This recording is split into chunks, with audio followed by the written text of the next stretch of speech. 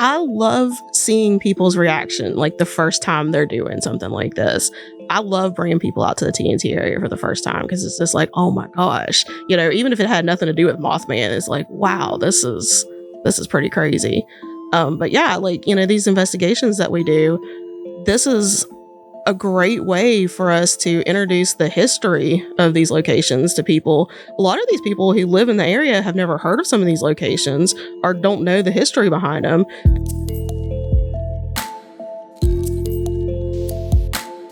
Welcome to Creepalachia. We have another official friend of the show with her second appearance, Theresa Racer, the haunted aficionado of the Appalachians, is in the studio.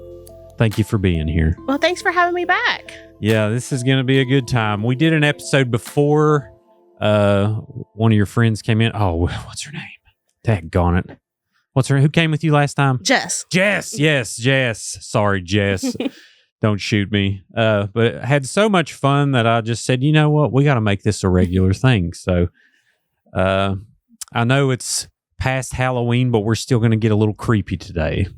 In fact, I think the Christmas season is probably more creepy than Halloween, arguably. It is arguably. So me and my daughter, our new tradition is watching Krampus. So there's a Krampus movie that was made with the lady from Hereditary. Shoot. Oh, yeah, I know who you're talking about. She is so... I'm going to look up her name. But anyway, it's such a good movie. I saw that I guess it's the same one because I saw the very first one that came out. And it was actually kind of cool because thanks to that movie, it really brought the Krampus tradition, to America. Oh, yeah. Well, that's the first time I heard it. Yeah. Tony Collette and Adam Scott. Is that the one you watched? Yeah. Where they're held up in the house? Yeah. And then so good. All right. So, a majority of the listeners, I'm sure, know that you have ran a long-standing blog, probably the longest-standing horror blog in Appalachia. How long has it been? How many years? Officially since 2006, but the blog itself started 2011. Heck yeah. It was originally a Free Webs website. Free Webs? Yeah. So that, I don't even know if that exists anymore. I don't think it does. Yeah. How cool. You started it on GeoCities. Remember those? Oh my gosh, the little flashing. Yeah. Yeah. You'd think he was a coder. It was like, it was kind of like how MySpace used to let you jailbreak. Everybody had a website. Yeah. So we won't get into too much backstory we did last time, but we will touch on a little bit. So how did you start getting obsessed with this thing called historic horror? I don't know what you call it. Well, I like to call myself a Fortean historian. And so basically my definition of what that is, Fortean comes from Charles Fort. He was a collector of the strange and unusual, things that didn't quite fit into science's neat little box. So it really started with ghosts and hauntings. That was my bread and butter. That was what I was interested in. And I got started as a paranormal investigator and doing paranormal research. There wasn't... I know a lot of people are like, oh yeah, I had this defining moment where I had this experience. That wasn't like that for me. I was always a weirdo. I was a weird little kid. Apparently, when I was very little, I talked to people that weren't there. I used to tell people that I was going to be a voodoo priestess when I grew up. I had no idea where I learned what that meant. That's creative. Yeah. I'm like 3 years old. I'm like, I'm going to be a voodoo priestess. That's pretty epic, I got to say. But I guess it kind of started with my grandparents who, they lived in Beckley and they were those quintessential Appalachians. They had the Scots, Irish and Cherokee heritage and passed down a lot of their old family ghost stories to me. So whenever I would come spend long weekends, long weeks in the summer with them, it was all about, oh, hey, somebody was murdered in this house. Let's go drive past and see if we can see the ghost in the window. And they would tell me ghost stories instead of bedtime stories. So it was really, they kind of cultivated that love of weird and unusual. Sure. But it really, I guess, kind of started, maybe I do have a defining moment. Because when I was 9, my mom got remarried and we moved to a house in Winfield. And this was the first time I'd actually lived in a house that was haunted. And it was terrifying at first. there was be times because we used to see a man walk down our hallway all the time. And so I was terrified to leave my room like after like 9 o'clock at night. So I wouldn't even go to the bathroom. I wouldn't get a drink of water. I just locked myself in my room like all night long. So this is about, I'm 9 years old, late elementary, going into middle school. And that's when little girls my age wanted to have sleepovers with all their friends. And I would invite my friends to come over, and they would call their parents at like 3 o'clock in the morning crying to come get them. Because, Yeah, right. because like the lights were flashing and, there was footsteps down the hallway. So Theresa's house became the haunted house. And I wasn't happy with this because I wanted my friends to stay over and not be scared. And I wanted to understand why we were seeing, this man walk down the hallway and in the backyard. And that's when I really started getting into paranormal research and started reading everything I could find, watching everything I could find. Now, this is like way before Ghost Hunters and Zach Bagans. So my early influences were people like Hans Holzer and kind of to a lesser extent the Warrens. Even back then, they were still kind of controversial. So yeah, but that's who that was who you saw at that point. Sure, and they're the people that inspired the Conjuring universe. Yeah. And a lot of people don't. I know I started diving into the sketchiness, and I came across a Sally Jesse Raphael episode on YouTube where they did that house in Connecticut, and the owners are on there telling their experience, and they came on, and that's the first time I heard them talk, and I'm like, I don't know about these people. I mean, I kind of love them, but at the same time, they may be full of crap. I don't know. There's a clip that you can find on YouTube, and I can't remember what talk show they were on, but they were on the same talk show as Cheech and Chong. Or maybe just Cheech. I don't know, but it was hilarious. Yeah. So they were kind of like giving their input. I'm very grateful they decided to scam people or whatever it was. I'm not saying they're scammers, but they're kind of, I think, what was their big break? Amityville? Didn't they write a book on that or something? I can't remember. Yeah. And there's a photo of like this boy. Oh yeah, I debunked that. Yeah. I mean, I didn't personally, but I've written about the person who did debunk it. It's on my blog too. Tell me about that. So I'll bring it up while you're talking. So set it up from the beginning. Yeah, so I can't remember like all the details, but a lot of people are familiar with the Amityville horror house. So that's the house that is in Long Island, New York, and it was the site of a horrific murder.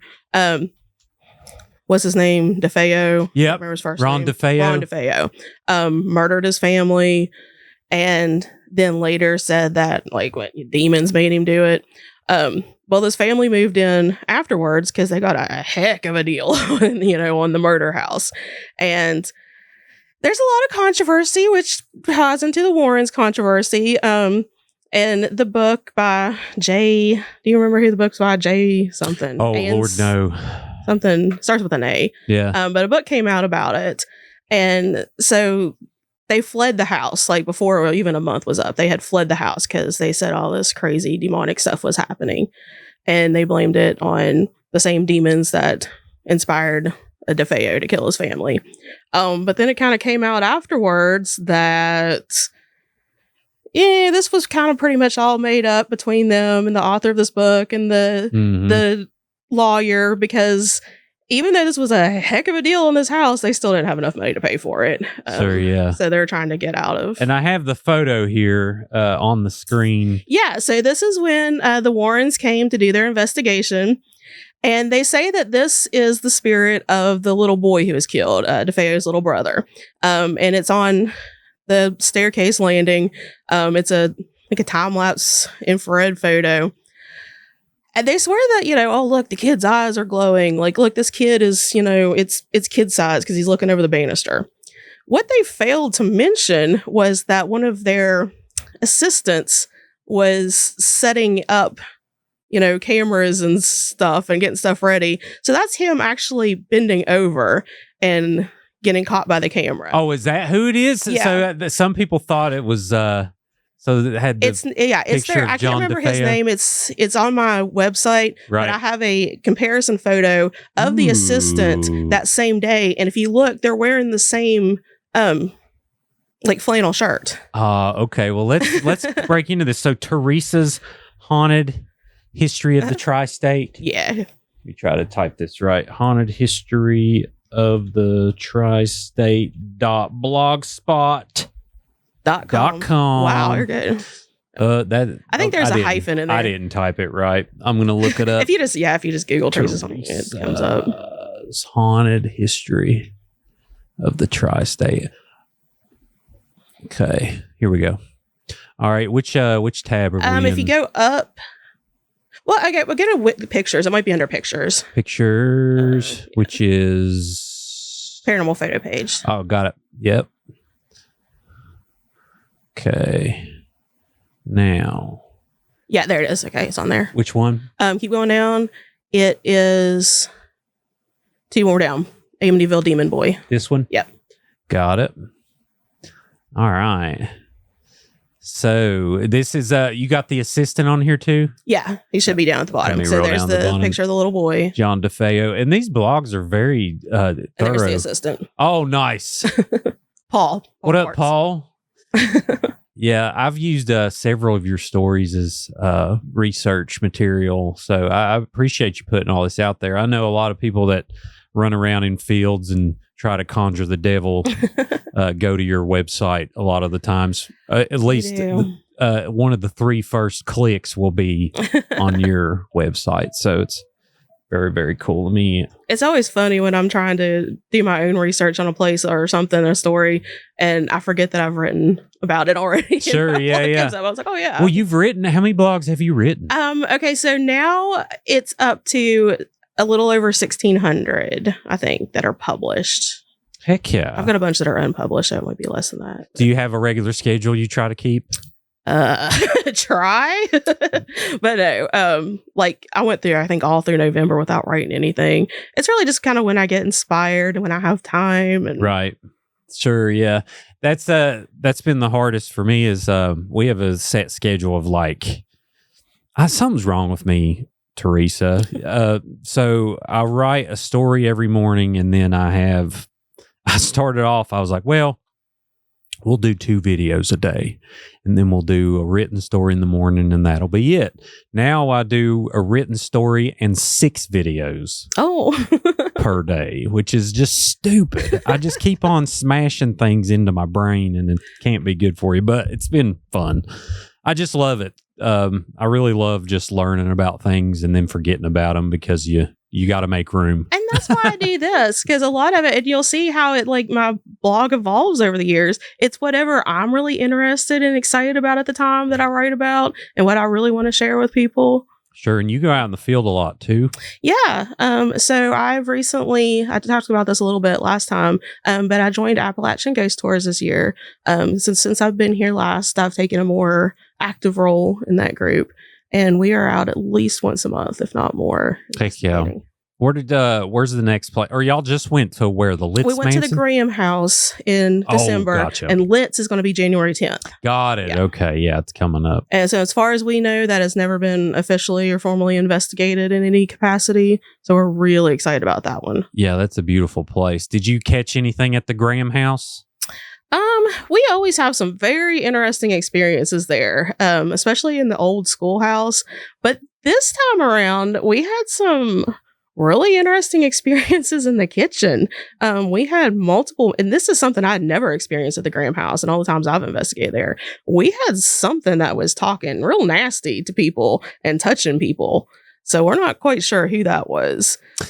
Yeah, Sky was telling me about the wedding wasn't there, I don't think. No, the wedding was at the Magnolia House in Princeton. Gotcha. Yeah, that's that what was a crazy little thing that we did. Such a good time. I mean, what a beautiful thing to witness some paranormal nuptials. We're just waiting for the paranormal divorce to be filed. Oh, they're thousands. Well, they have like a 40% chance of staying together, I think. I mean, well, they stayed together for all these years so far, just not legally. But. Yeah, exactly. He's looking for a paranormal baby daddy, I heard. Find some alimony. All right. So you was telling me you have become a teacher, which we don't have to dive into too much, but I was just going to share that with the world that Theresa is doing what I feel she should exactly be doing? Yeah, and that's kind of interesting too because, okay, so my mom was a teacher for years and that was absolutely her calling. And then my sister went into teaching. My sister married a teacher. My nephew went into teaching. And so everybody just assumed that I would go into teaching. And I thought about it. And I did teach for a year as a preschool teacher. And then I worked in the education department at the Clay Center for a couple of years.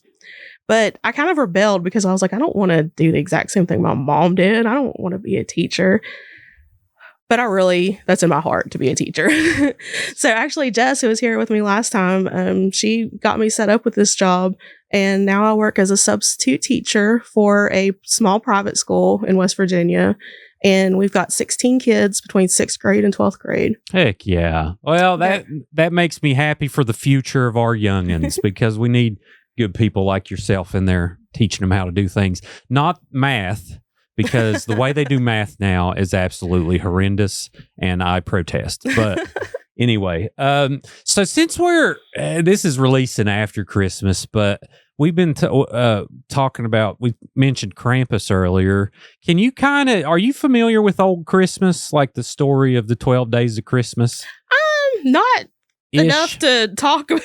Sure. Well, you was telling me Krampus. So basically for people like 12 Days of Christmas, it's not 12 days in December leading up to Christmas. Basically what happened is back in the day before settlers came over here, they celebrated Christmas on a certain day, and then the calendar shifted 11 days, and then they started celebrating Christmas from December 25th until January 6th, which is called the Epiphany, correct? Mm-hmm. Yeah. So what does that have to do with Krampus? You mentioned okay, so Krampus himself, he actually comes before Christmas. Okay, perfect. He is paired up with St. Nicholas. So St. Nicholas's feast day is December 6th.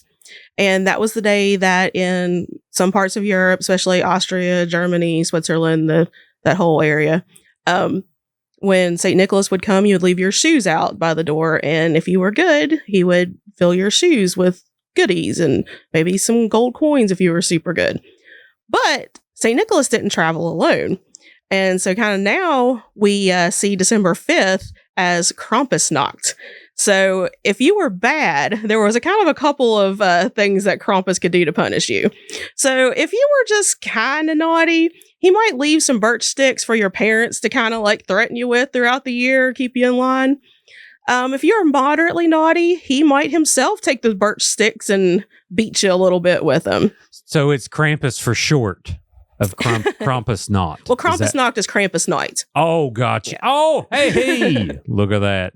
Brilliant. So, and if you were super, super bad, then Krampus would put you in his sack and spirit you off to God knows where one of my students actually told me the other day, because I didn't know where he took him. She said that she thought that he took them to work in the mines for a year. So free slave labor of children for... I mean, I could see that. Some of the movies interpret it as hell. Yeah. Kind of. So like Down Under. So yeah, it could work. Well, I highly suggest anyone out there to add Krampus to your holiday watch list, because there's actually a lot of really good Krampus movies.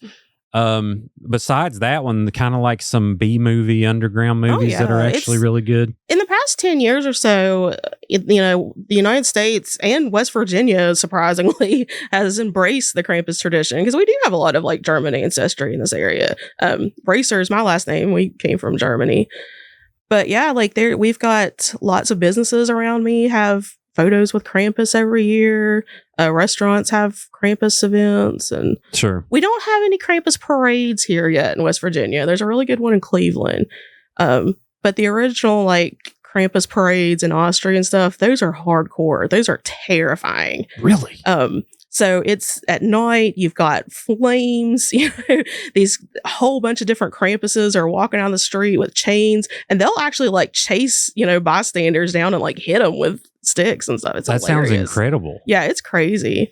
Yeah. So where would you say, do you have any specific places that stick out to you this past year that's like, oh, this is the perfect balance of history and terrifying horror? Or is there, are there some of your top 5 favorites that you visited this past year? Okay. Well, you got the Graham House, which we talked about last time. Yeah, I love the Graham House. That one's an interesting one. A new one to me that we just recently did was the Oaks at Elkhorn Station. And I don't know if Pam and Sky talked about. I don't think we talked much about the backstory of the Oaks. What is it? So yeah, I can't remember the whole backstory. But it's one of those, it was owned by wealthy, coal baron type people. But one of the young sons passed away from appendicitis while living there. And we got that story. And we weren't really given a whole bunch of information about the hauntings and stuff before we investigated there. But we get there and there was something that was not too nice that actually attacked one of our members and pushed her down while she was in the bathroom. And there was a whole room up there. It was like a double suite that everybody just felt horrific about. Like it was terrifying for everybody. And so of course that's where I slept because I'm like, I don't care. I'll get in there and sleep. Yeah. And it's crazy because the doors still had the push call buttons for the servants. So all the doors had that. And I was terrified because I was like, I was just curious. So laying in bed, the door's right there. So, you could reach it if you need them during the night. And I kept pushing it. And I'm like, oh my gosh, what if somebody actually comes? Whoops. So, but I did because it was like a double suite. And at one point, it looked like somebody had walked into that other room and I could see the shadow of their feet under the door. Oh, goodness. So that was kind of scary. But what was really interesting about that is the second day that we were there, this was after the public investigation was over and we were all just kind of sitting around the main dining room table. And off to that room, there's another room that was the old laundry room. And over the spirit box, we kept getting the name Sarah over and over and over again. And so at the same time we would hear Sarah, we would see the security light that was out there go off. And then a couple minutes later, the K2 EMF meter beside of us would go off. So it was doing these three things in tandem. Well, it turns out that Sarah was one of the servants at the house. And she was a laundress, according to the census. So she would have been out there in that laundry room working. Interesting. Where's this place? It's in Elkhorn Station in McDowell County. Oh, yeah. Okay, yeah. Yeah, Pam was mentioning that because we're planning on a trip to the Mayberry mansion. That's one I haven't been to yet. Yeah, well, you all are bringing some people, so you need to go. We're going to do a overnight video recording. Wow. Yeah. Yeah, that's what I've been excited about going to because everybody talks about how it's their favorite place and I haven't been there yet. Yeah, I've never been either. It's a beautiful place I've seen from pictures and stuff, but I grew up in McDowell, still never been to this place. All right. So, let's see. Where else did you go this year? I know y'all went to Thurmond. Yeah, we did a real big investigation of pretty much the whole town of Thurmond. I was stationed up at the church, which that was kind of creepy in and of itself. Right. We did the town of Hinton because one of our haunt fests was at Hinton. So we were stationed at about 5 different places there, including the Poe House, what's called the Reach House now. Mm-hmm. Of course, Campbell Flanagan Mural Museum. That's one of our big ones. The library and the warehouse that's down there. And is he the guy that got boiled? Someone got boiled.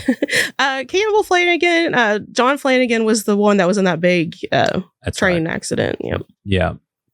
Yeah. I love Hinton. I just learned they filmed parts of 1994's Lassie there. Really? Yeah. I didn't know that. Look at that. I mean, we just connections all over the place. Hinton is a crazy town. I've got so many different hauntings from around Hinton and the Talcott area, plus UFO sightings from Hinton. Plus, that was in the early 90s is where the School of Wicca, moved to. So Hinton, I don't know what it is about Hinton, but it attracts the strange and unusual. Oh, yeah. There was a UFO sighting documented? Oh, there's 4 or 5. Really? Yeah. And it happened.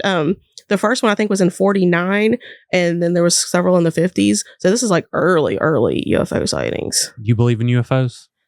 I believe in something. Well, I mean, there's definitely UFOs, unidentified flying objects. It's just, are there aliens operating these?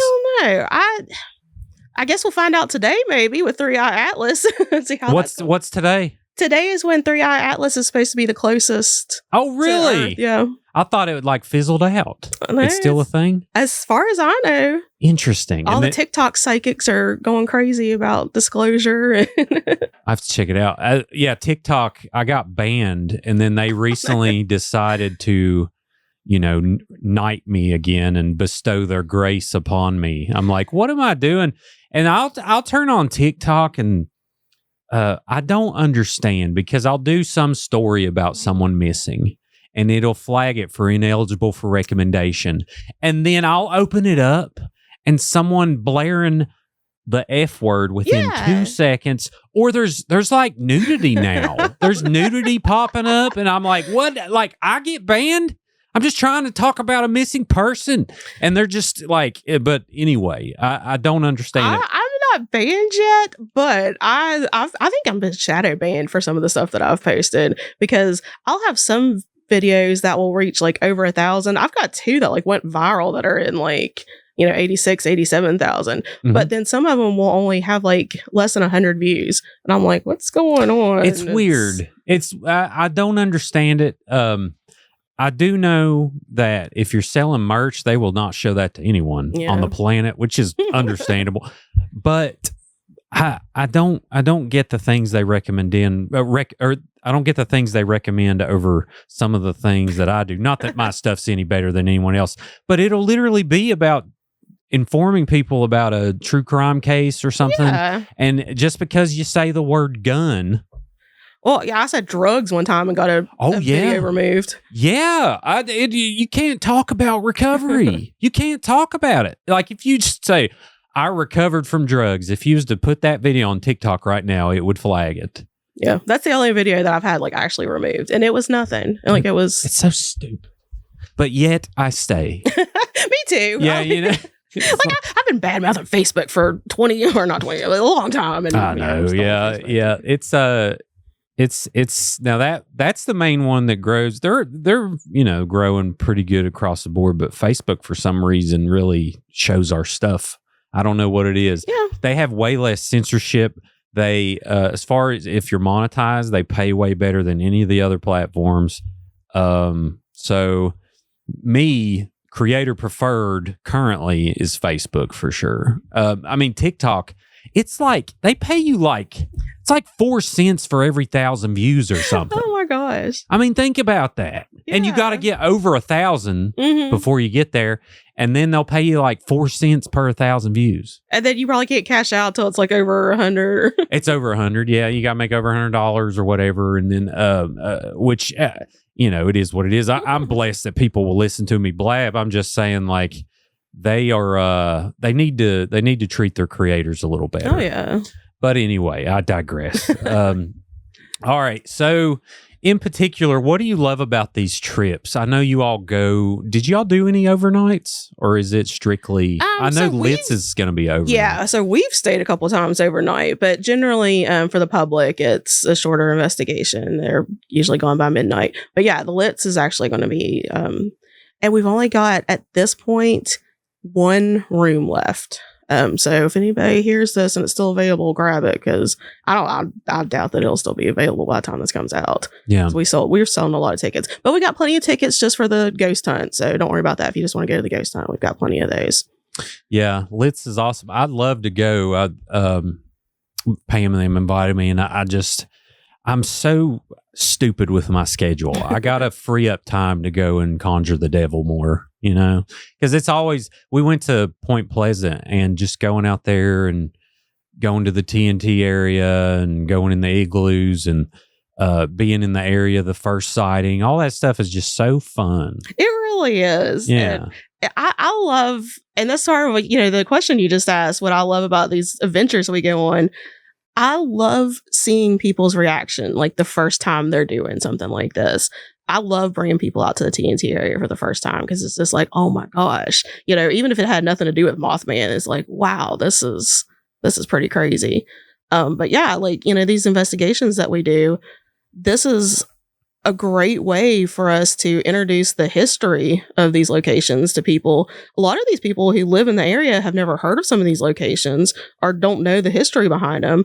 And so we can kind of, reel them in with the ghost stories and through that teach them about the history. Mhm. But it's so exciting that especially if somebody's a little bit skeptical or something and they come in, they have an experience or they walk away with, wow, there might be something to this whole paranormal thing. Sure. You should go in your classroom and be like, all right, I know we're supposed to learn this thing about the Revolutionary War, which I enjoy too, but we're going to learn about the Mothman for the next 3 weeks.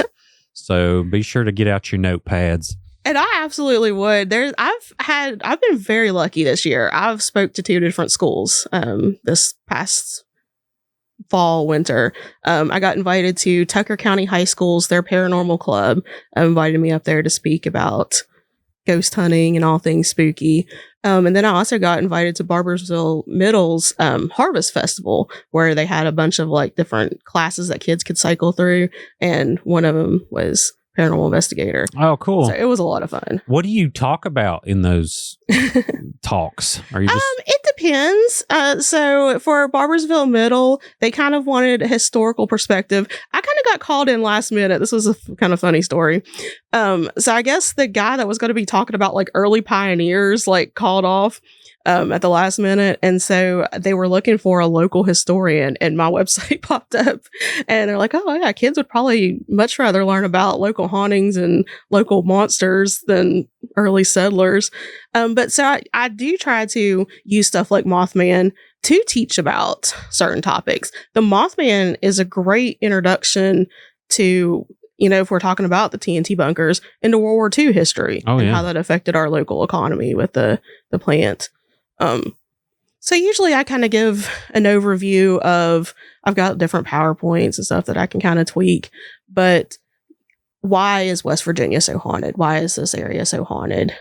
What makes us such a hotbed for all things creepy? Because it was just hundreds and hundreds of years of death and destruction. Pretty much. And murder and massacres. We've got a dark history, unfortunately, here. Oh, yeah. Well, I mean, and the whole world used to be extremely dark. I talk about this all the time. People were always like, it's such a horrific time to be alive. Like, of course, there's horrific things happening, but you don't know. Yeah. You don't even know. You're nostalgic for a time that never existed. Yeah, you could be trying to go to the country store and then your baby get eaten, by some random rogue Native American warlord or something. You get a paper cut and you die of infection. Oh, yeah. You get a paper cut, you die. The surgeon didn't wash his hands when he stitched up your arm, and now you got gangrene and welcome to hell. Or heaven if you're, that way. But yeah, I like what you said there. I try to do that too, try to correlate the horror with the history because, like, for instance, Lake Shawnee, there's a lot of stories there that are probably false, but at the same time, there's a lot of truths there because of the family that got massacred. Oh yeah, the Mitchell Clay massacre. That's a completely true story. Yeah, the little girl in the swing, not so much.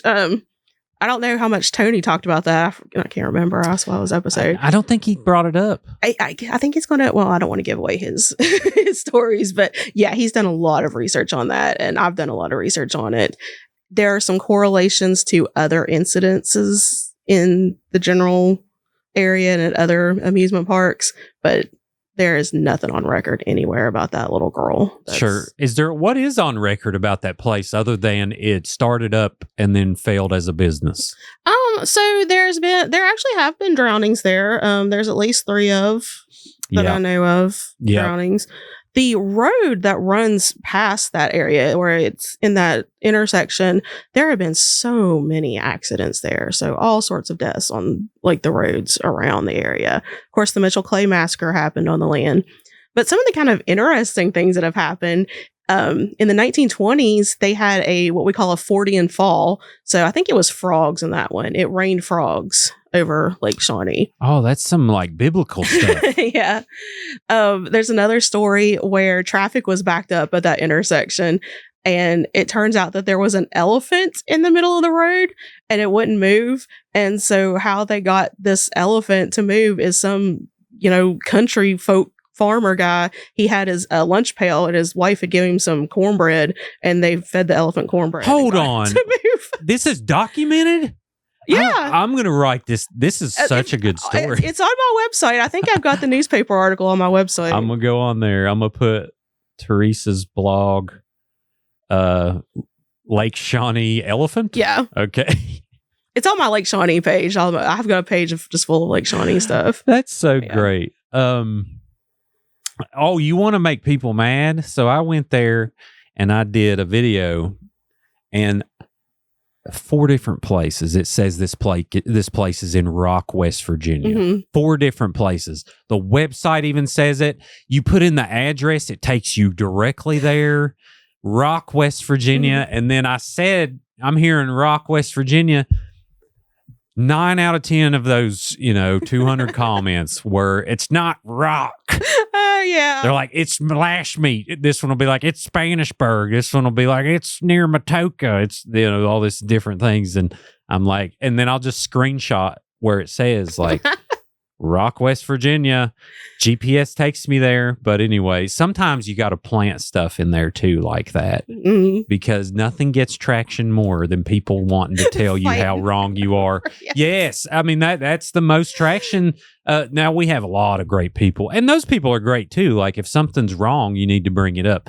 But that's how you definitely can get the most, is just like dropping a little, just one little tiny thing, small, irrelevant fact that you may or may not know is wrong. And yeah, Lord, that's like in my area. So there are parts of Taze Valley that have hurricane addresses. So it's Hurricane Scott Depot, Taze Valley. It's all the same thing. Sure, yeah, yeah. Which I mean, people are prideful about their home, and I get it. You know what people got really mad? Probably the maddest people have ever got is I dropped a Go Ears in a Marshall video. Oh no. Just subliminally, and then I've probably got I'm not even exaggerating, 1,000 comments saying, "Oh my gosh, it's not ears, it's Go Herd," and I'm like, man, y'all gotta sense the sarcasm. I'm what's called a smart ass. That's what I tell them. But anyway, so we got a notebook here. What do we want to talk about? Okay, so we talked about the Litz Mansion. Oh, a little side note to the Litz Mansion. So once again, January 10th. We'll have tickets available if you want to go to the actual ghost hunt. We are having a call tomorrow. We had somebody reach out to us who is, I believe, the 3rd great granddaughter of one of the people who were enslaved at Litz Mansion. No way. So we're really excited to, kind of hear about what history she knows about these people.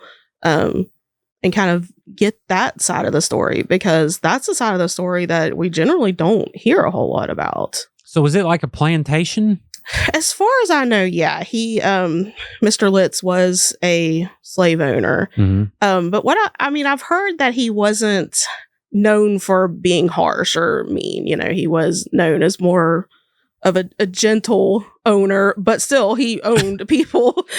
So we can't let that fact go unnoticed. He did own other people. All right, so y'all are going there on January 10th. Uh-huh. Okay, what's planned after that? Y'all got anything going on? We've got, no, don't quote me on any dates because I can't remember them off the top of my head. So make sure you follow Appalachian Ghost Tours Facebook page. But February is we're going to be back in Hinton with a double. We're doing the Poe House and Campbell Flanagan Mural Museum. Oh, nice. I don't think we have anything for March yet. I know our big thing that's coming up this year is our first Haunt Fest that we have scheduled for 2026 is going to be the first weekend in June in Sutton. And so we are very excited to work with Sutton. We've already talked to most of the, the local paranormal community there, the local government. They are so excited to have us come in and do this Haunt Fest. Mm-hmm. We are going to be offering rooms at the Elk Hotel, which used to be Cafe Cinnamino. Sounds right. Yeah. That's going to be where the majority of the speakers and workshops are going to be. It's going to be a 2-day event. Friday, we're going to have a meet and greet with some TikTok celebrities and do some ghost hunting. And then the next day is going to be all the fun activities. Good deal. What is a time in your life where you feel like you found irrefutable evidence of life on the other side? I haven't reached that part yet. Gotcha. I'm still what they call a skeptical believer. I know that there's something going on that we need to study. And I really want to believe that all of this stuff that's happening is proof that there is life beyond life. But I don't know. Because I've gotten a lot of circumstantial evidence that maybe this is not the souls of the departed that we're speaking with, but people in another timeline or, in another parallel dimension. It gets really metaphysical, really crazy, but, sometimes I think we're the ghost to them and they're the ghost to us. But, and that brings me to a story that I have written down, and it's a Christmas story. Perfect. So I am a ghost. Okay. I know people look at me when I say that like, oh my gosh, you need to be locked away right now. But yeah, I am a ghost here in Beckley. So this is way, way back in I think I was 19 or 20. So early 2000s. And I was dating the love of my life. Like I knew that I was actually like, this is the person that I was going to marry. So I had went to Beckley to visit my grandma for the holidays, and I was at my grandma's house when this person called me up. He was supposed to be meeting me at my grandma's house. He was from Grafton. So he was supposed to be meeting me at my grandma's house to spend the holidays, and he said that he couldn't come. And so of course we got in a big fight about it, and he ended up breaking up with me. And I was devastated. So this is like 2002, 2003. My cell phone that I had at the time was like this huge brick of a cell phone that cannot be, indestructible. Did you have the Nokia 3300? Yes. Oh, yeah. And they had the cases. Yes. And you could get like, I had a Longview by Green Day as my ringtone. And I thought that's cool. my favorite part, like the ringtones. Yeah. So I threw it across the room and it hit the wall and I just started screaming. So a couple weeks later, I'm back at home and my grandma calls me and she's like, Theresa, are you okay? And I'm like, well, as well as I can be, but why? What's going on? And she's like, in that bedroom where this happened, she said that she had just heard a huge thump against the wall and heard my voice screaming. And this would happen every couple of months until she passed away. Wow. And a funny side note to that story, that guy that broke up with me, we ended up connecting 17 years later, and now he's my husband. Oh, so. Nice. We eventually did get married just 17 years later. That's amazing. What a romance. What a romantic story. Wow. So she would think that she was hearing you until... and she lived there with my uncle, so my uncle heard it. My aunt heard it. Anybody who was in the house when it happened heard it. It would be at the same time at night. It didn't follow like a pattern of a date. But just every couple of months at that time of night, they would hear a thump and hear screaming coming from that room. Do you have some form of bipolar that you may have forgot doing this, or is it just?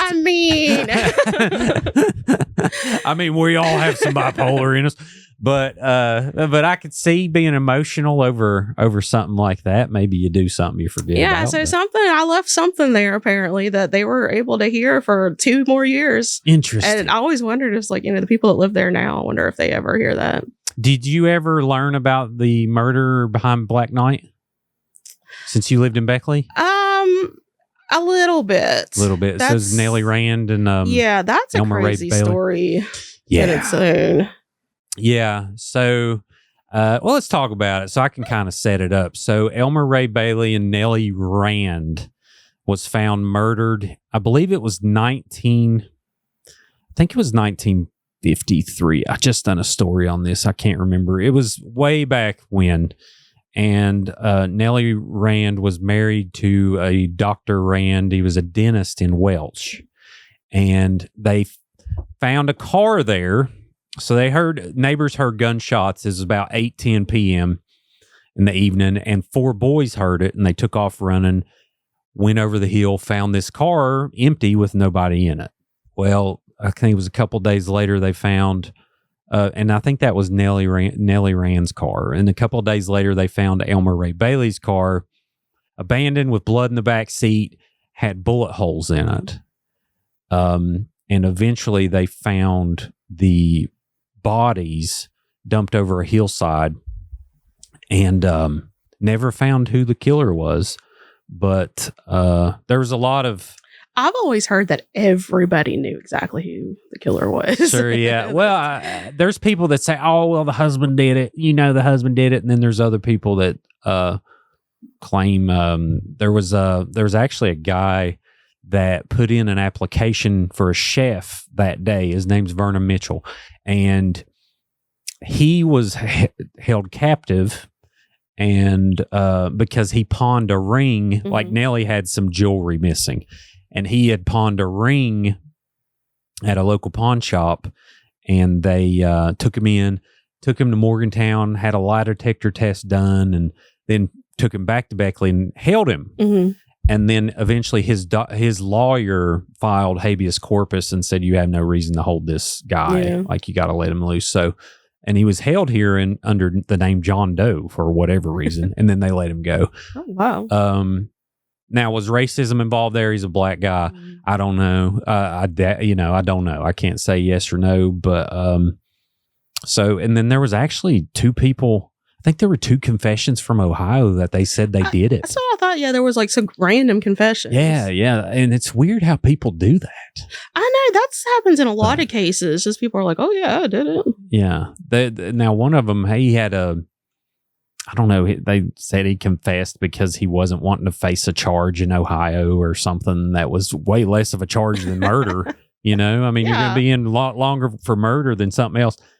But anyway, it's and it took place right behind the Black Knight. That's why I think there's some other suspicious things with that place too. I investigated there after an event one time, and we had some activity on the staircase where like the person fell down the stairs and passed away. But the old urban legend about that place was always that there was like satanic rituals and stuff going on in the attic space with all the richest and most powerful people in the Beckley area. And it's funny because when my mom was still alive, I asked her, I was like, do you know anything about that? And she's like, oh yeah, that was always the rumor. But sure. Yeah. Oh, it has that vibe. I mean, it just, you walk in there, it's a beautiful place, but you feel like, oh, the Illuminati was here at one point in time for sure, like sacrificing a goat upstairs or something. But yeah, they had a golf course. I think they shut it down, but nice little place full of murder and history. So yeah, which you live, don't you live in Kanawha County now? I live part-time in Hurricane and part-time in Charleston. That's right, yeah. So a lot of history there, too. You got Spring Hill Cemetery with all kinds of burials within it. Do you ever go there and just hang out? I do. It's a really nice. They have like walking trails. They do a lot of programs up there with nature and history. Really? Yeah, so definitely keep tabs on their website because they do a lot of cool stuff. They've got... in their little information box, they have self-guided tours of some of the more famous graves, some of the more artistic graves. So it's a really neat place. Yeah, there's a guy that got murdered in Charleston in the 80s, and his grave was there, and there was no pictures or anything online. And I went out and told a story, and some random cousin got madder than hell, and I won't even say his name. But anyway, what I enjoy about doing this is... obviously these stories are sad, but with his, I went out, found his grave, took a picture of it, posted online. I was going to do a story about this, and people were like, "Oh, I went to high school at St. Albans or wherever it ended up being. What year do you think he graduated?" So I gave him a year range, and they found his picture. Oh, I'm like, "Oh!" So they put his picture online, and then took his picture, put it on Find a Grave. So now it's like. Yeah, Yeah, He has it's his documented for everybody. There he is. Yeah. That didn't exist before we worked on it. So that's what I enjoy about it, because I don't think people want to be forgotten. I don't know. However you feel about life after death, if it's just you turn the switch off and that's it, or whatever. I just think it's the funeral is for the people here now, and I think remembering people is real important. And that's why, I do a lot of what I do too. I want these people's stories to be remembered, and I want the true stories to be remembered. Because there's, in the paranormal field, there's a lot of misinformation about some of these people. Going back to, relatives and stuff reaching out. I did a story about Red Snyder from Moundsville Penitentiary.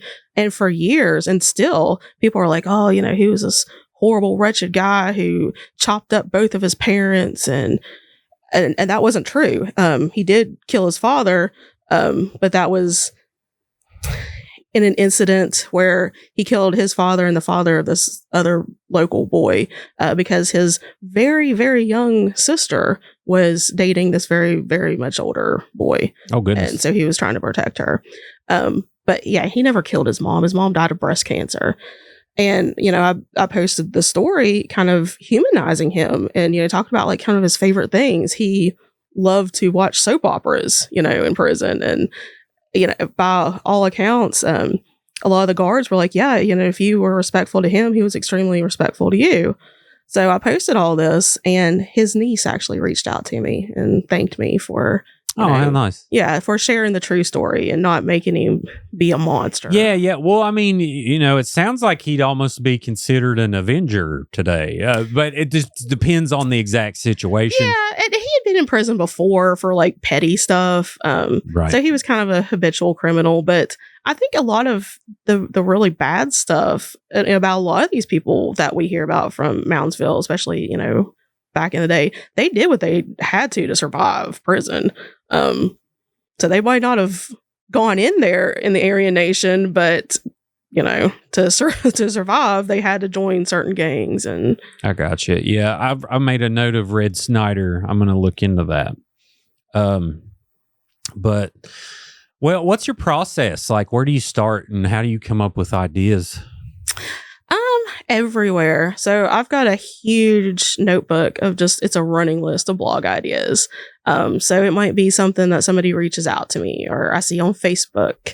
I do a lot of just kind of blind searches on newspaper archive sites, just searching for ghosts. Just anything, books, anything that has anything, like haunted history, weird history. I'm like, oh, that sounds really interesting. I'll write it down and then start the research process. Yeah, I like when you start with a lot of stories, not with every story, but you start to kind of unravel things and connect things, and it starts to paint this different picture. Mm-hmm. And now I try to, I'm sure I get things wrong all the time, but I try to relay it in the most effective way. I feel like people enjoy that. Yeah, because I try to combine the fact and the folklore, because I do want the correct information to be out. But there's a lot to be said about the folklore of these stories and how important that is to preserve these stories in their original form, and how that, sociologically relates to us as a culture. Sure, yeah. Well, cool. What's the plans for the rest of the year? You got any big stories coming up or anything? Or so got 2 weeks off finally. We're not doing anything for the rest. Well, okay, no, I take that back. We might have a private investigation of an upcoming location the day after Christmas. So we might be doing that. But for the following year, I'm going to be starting back on the festival and convention circuit to promote my new book. What's your new book? West Virginia Cemetery Legends. What? I know. I think I talked about it last time, and it's finally ready to be published. Did you bring it up? I don't remember you bringing this up. Yeah. You may have. I don't know. I can't remember. Yeah, I can't remember. Is the basic concept like kind of what I mentioned? Like you find a grave, mm-hmm. tell the story behind the grave? Absolutely. Oh, my goodness. So it'll start off with, why cemeteries might be haunted. Are they haunted? Because that's a big, one of the controversial subjects in the paranormal field. Are cemeteries actually haunted? And What do you think? I think any place has the potential to be haunted. I do agree with the argument that a lot of people aren't going to haunt the place where their body lies. But like you were saying, the funeral is for the living.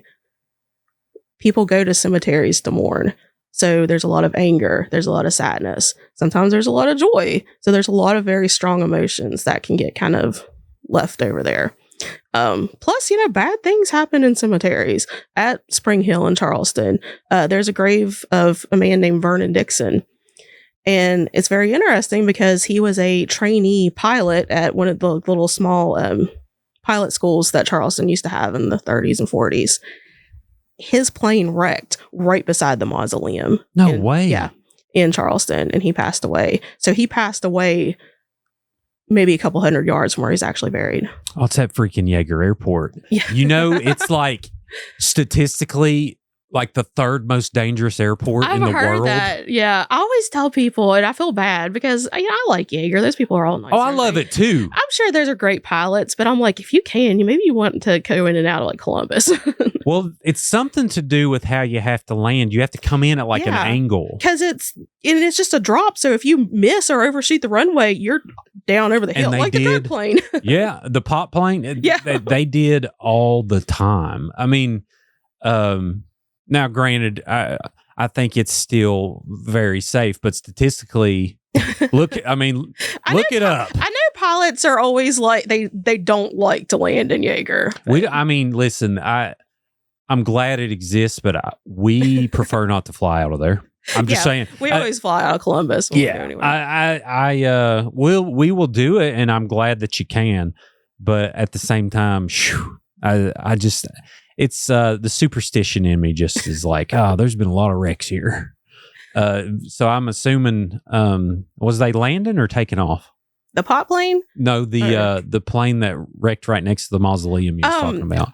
So he was just circling on a training mission, and I'm not sure why he crashed. Oh, really? Yeah. So it had nothing to do with the airport. Yeah. At the time, the pilot school was right on the river where Riverwalk Plaza is now. Oh, or not Riverwalk Plaza. What do they call that? Where they have Live on the Levee at, that little area. Oh, okay. I got you. Yeah.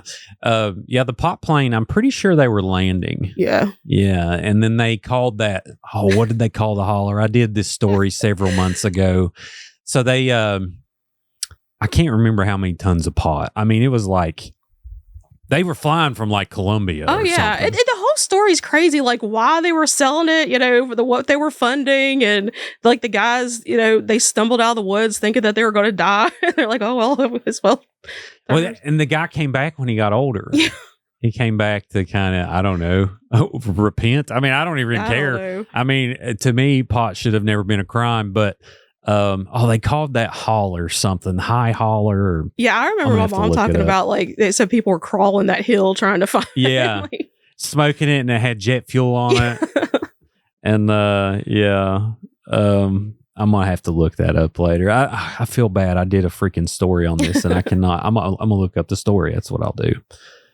So, what are some cemeteries you have been to that have some really high historical value? Like, well, I know Spring Hill does. Spring Hill definitely is right up there at the top. Spring Hill in Huntington is also very historic and has a lot of interesting history and hauntings associated with it. Yeah, I've gotten a lot of comments there. Like, I'll do Spring Hill in Charleston, and people will be like, that's Huntington. And I'm like, no.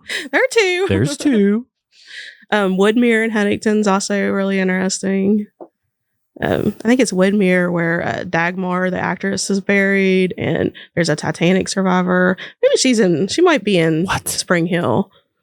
I'm gonna have to give you commission with all these stories you're about to feed the public. Where is your book available now? Not yet. Okay. It will be after the first. What's it going to be called? West Virginia Cemetery Legends. West Virginia Cemetery Legends. So it's going to have the grave of Harry Spitz, the Ravenswood Devil Baby, Ikey's tomb, all kinds of fun stuff. Well, this podcast just doubled in length. Can you tell me the story of the Devil Baby? I've never really dove into it heavily. I just know the image, and the image is gone now, right? Like, ain't it completely gone? The last time I was up there, you can still see it. Okay. But yeah, it's so in Ravenswood Cemetery, there's this little tombstone, and it's kind of sad because it's kind of by itself behind the caretaker's building. So there's really no other tombstones near it, and it's for this little baby. But it's got one of those porcelain photos on it. And over the years, this photo has like cracked and deteriorated. And it does look, if you're, get that periodolio running, it does look like the kid has fangs, that he maybe possibly even has horns. And so they say that on, moonlit nights, this photograph glows in the dark. So yeah, the picture of it is that's kind of scary. I mean, it's terrifying. Especially if you're a young teenager or something just out for a thrill in the cemetery and you think this thing's glowing and you see that, you're like, oh my gosh. What's his name? George Elwood or George something. I can't remember off the top of my head. I'm gonna make sure and get it. Didn't he die of like I don't know, dysentery or I don't know. George Elwood grave. Ravenswood. I think that's his name. George Elwood Sharp. Yeah. The grave of George Elwood Sharp in Ravenswood is a site of paranormal there's my activity site. and legend. Are you the one that popped up? The second one that popped up. Oh, perfect. Yeah. Nice. It is said to glow in the dark, and cries of the infant can be heard drifting through the cemetery. Well, good times. What was the other one you mentioned? You mentioned another name. So Ike's tomb, that's one where this mother was mourning the loss of her child. And the body, she would visit the body. Hey, there. Yeah, I got your blog up. So in 1896, Emma how you say it? Gorell and Kenneth Mooring were married. And that year they had a son whom they named Ike. Ike passed away on March 4th, 1904, when he was only 7 years old. Originally, he was buried on property owned by Rolla Mahan and then was later moved to Mount Welcome Cemetery. It is said the casket he was buried in on the Mayhem farm was converted into a water trough for animals. Oh, Jesus. Yeah, but there's rumors that his body was put in, and other kids were in these like big vase type things, big jars, and the animals got to him. And there's more to the story. This has been updated for the book, but sure. So there's a little bit more of it. Yeah, his parents moved to Barbersville afterwards. And interesting. Wow, what a good time. And the Titanic survivor, is that? I can't remember. I thought she was in Woodmere, but she might be in Spring Hill. Okay. But it was a female Titanic survivor. I'll just look up stuff and then find out like they had like a Medal of Honor winner buried in Oak Hill. Yeah, stuff like that. Crazy stuff. Yeah, well, and it was he just had just normal marker laying out in the thing.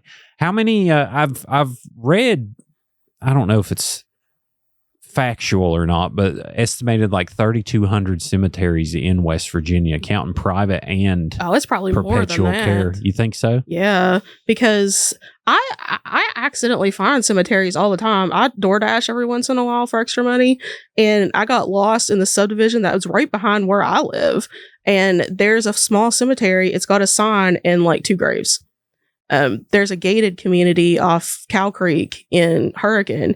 And right in the middle of the cemetery, there's an empty lot, and there's a cemetery right there where they chose not to move it. Interesting. So there's all kinds of just little teeny tiny cemeteries. I came across a video where a guy found a cemetery in West Virginia where trees had uprooted graves and stuff. Oh, yeah. Have you ever been there to that one? I'm trying to figure out which one that is. I don't think I have.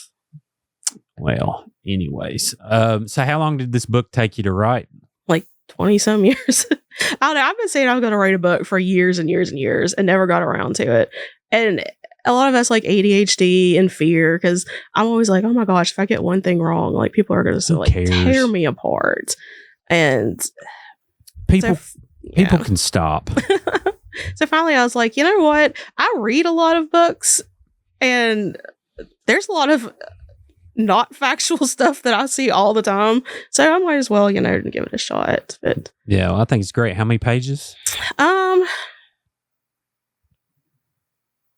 ish. I think it's about 150. That'll be a good read. Has it got photos? Oh yeah.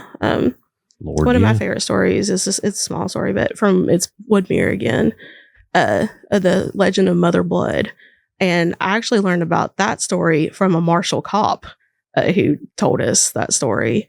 And it's this legend that there's this tombstone in Woodmere Cemetery in Huntington, and it's for the Blood family, but it's like mother and father. But so the tombstone itself says Mother Blood, and then you look underneath it, it gives the name Edith Blood. But the local legend that everybody told was she was this murderous midwife who killed all these hundreds of babies over the years. Well, it turns out that she wasn't a midwife at all. She was just some lady that happened to have the last name Blood. So it's that's a cool last name. yeah. But they say the tombstone bleeds, and I was like, oh my gosh, that's crazy. The tombstone itself bleeds. But if you look at it, it's got one of those metal on top flower arrangement display things, and so the rust from this like metal thing like leaked down the back, and so it's got rust stains going down the back of the tombstone from where the flower holder was. What cemetery is that at? Woodmere. Where's that at? Huntington. Oh, okay. I'll have to find that one. Is it kind of a big cemetery? It's huge. Oh, is it? Okay. Mother Blood's easy to find though. She's kind of right as you come in. She's right on the left. Let me make a note. Mother Blood. What year did she die? Thinking somewhere in the 30s to 50s, I think. Well, I love it, Theresa. When you release the book, you need to come back in. Yeah, definitely. Yeah, we'll do this again for sure. I'm looking forward to the book. That's going to be really, really cool. You doing an audio version? We can record it here. I hadn't thought about that. Yeah, that would be a good idea. You could. I mean, I'm down with it. Well, anything you want to plug? Let people know where to find you. Yeah, so definitely find us at Appalachian Ghost Tours. Once again, we're on all the big social media. Next event, January 10th at Litz Mansion. But we've got stuff happening every month. So lots of really cool stuff coming up for 2026. To find me personally, I'm at Teresa's Haunted History of the Tri-State, and I'm also on all the socials: Facebook, TikTok, YouTube, and of course the blog, Teresa's Haunted History. Well, you see, the blog is definitely high on the Google rankings. So if you search for any paranormal topic in West Virginia, well, actually, you've done several states. There's all kinds of states on here. Like I see in the index, you wrote 170 stories in 2018. That was your busiest year. Yeah. So that's pretty freaking awesome. But anyway, be sure to go to her website. Good luck typing it in. We got to shorten that URL, Theresa. I know. My son's dad bought me a URL one time, like to shorten it, but I never got around to it. It's fine. I know. You don't want to. You got all the SEO out there now. You don't want to screw it up. Yeah. So I just tell people, Jesus, search for Teresa's Haunted History. I'm the only one that comes up. Yeah, you'll find it. Well, cool. Well, thank you for being here. Oh, thanks. Yeah, everyone out there, be sure to like this video. Subscribe to Creepalachia on YouTube if you haven't. If you're listening on Apple or Spotify, take a minute and leave a review. It'll really help the show be found. We are on Facebook, TikTok again, and Instagram and X, and I don't know, we got Blue Sky. There's all kinds of things floating around. And we do have merch now, creepalachia.shop. We actually have the Spectral Guardians limited edition series that just released. If you like cryptids, check it out. And everyone else, always remember, above all else, long live Appalachia.